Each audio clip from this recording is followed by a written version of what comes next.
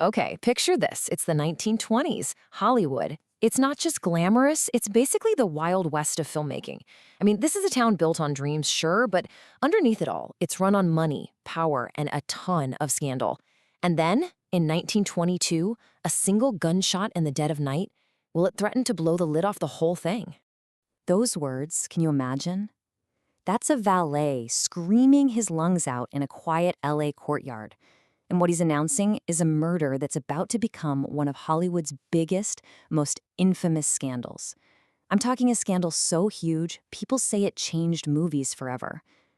But here's the thing, the real story? Oh, it's way more complicated. And honestly, is a lot more interesting. So who was the victim? His name was William Desmond Taylor. And he wasn't just anybody. He was a genuine A-list director right at the peak of his career. He's found on his living room floor, dead. And from the moment they find him, the whole scene is just a total mess of contradictions and obvious cover-ups. Let's just quickly walk through the timeline of what happened. So, night of February 1st, a neighbor hears a loud pop, thinks it's a car backfiring, and sees some shadowy figure leaving Taylor's house. Okay. The next morning, his valet finds the body. A doctor shows up and, get this, declares the cause of death was stomach trouble. Seriously, stomach trouble!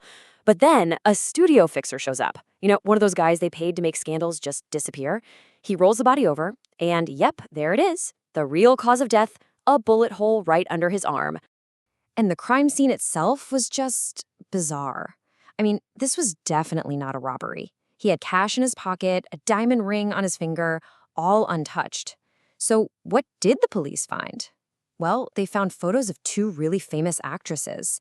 And, get this, passionate, incriminating love letters from one of them, a teenage starlet named Mary Miles Minter, stuffed inside his boot. Even the bullet angle was weird, suggesting his hands might have been up when he was shot. Yeah, this wasn't random at all, this was personal.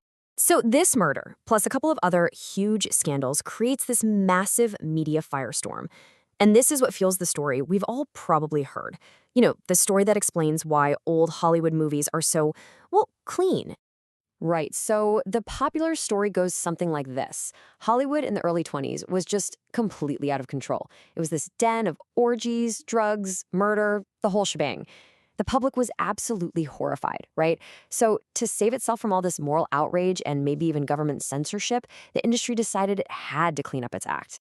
And these three scandals basically became the poster children for Hollywood's supposed depravity.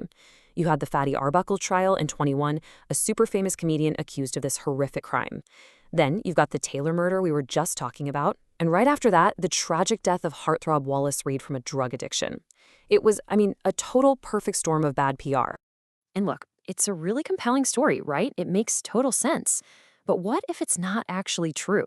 What if that whole moral panic was just a convenient distraction, a smokescreen for what was really going on behind the scenes? Because when film historians really started digging into the archives, into the actual documents, what they found changes pretty much everything we thought we knew about Hollywood censorship. Okay, so first, let's just be super clear on what we're talking about here. It's the Motion Picture Production Code, but you probably know it as the Hays Code. This thing was basically the rule book for what you could and couldn't show on screen for, over 30 years. Think no explicit violence, definitely no sex, and the good guys always had to win in the end. And as film historian Lee Grieveson puts it, the whole thing was, and I'm quoting here, a smokescreen.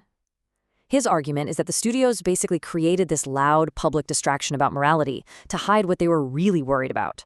And this is where the official story just completely falls apart. It's the timeline.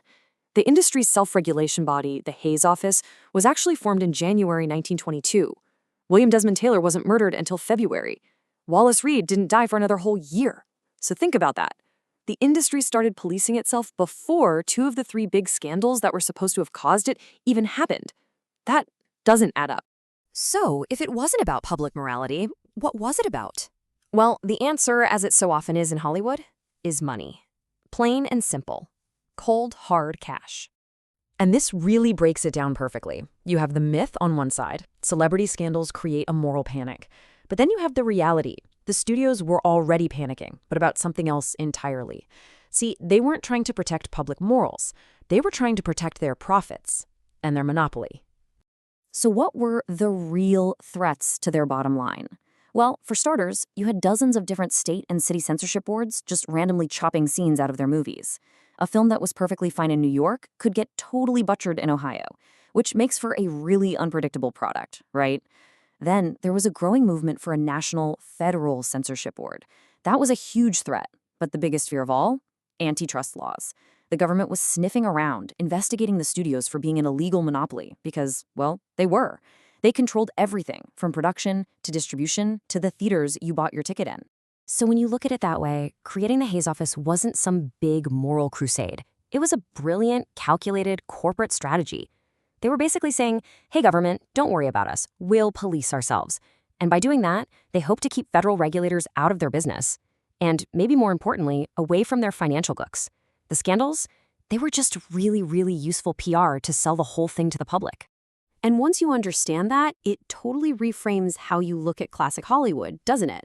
The goal wasn't just to make moral movies, it was to create a very specific kind of product. I mean, forget that image you might have of Will Hayes as some stern censor wagging his finger at the studio bosses. That's not it at all. He and his successor, Joseph Breen, were incredibly well-paid employees of the studios. Their job wasn't to punish them, it was to protect them, to protect their investments. So the real mission statement of the Hayes Office, when you boil it all down, was to make sure films were a standardized, predictable, and globally marketable product. They wanted movies that were clean, happy, and totally apolitical. Movies where good always wins. Movies that were suitable for literally everyone, anywhere in the world. And above all, movies that could make the absolute most money possible at the box office. They were basically engineering what we now think of as harmless entertainment with one single goal in mind: maximum profit. So think about it. The next time you watch a classic film from this era, and you notice how the bad guy always gets what's coming to him, how everything ties up in a perfect little bow at the end, and how any real controversy is just completely avoided, remember what you're seeing.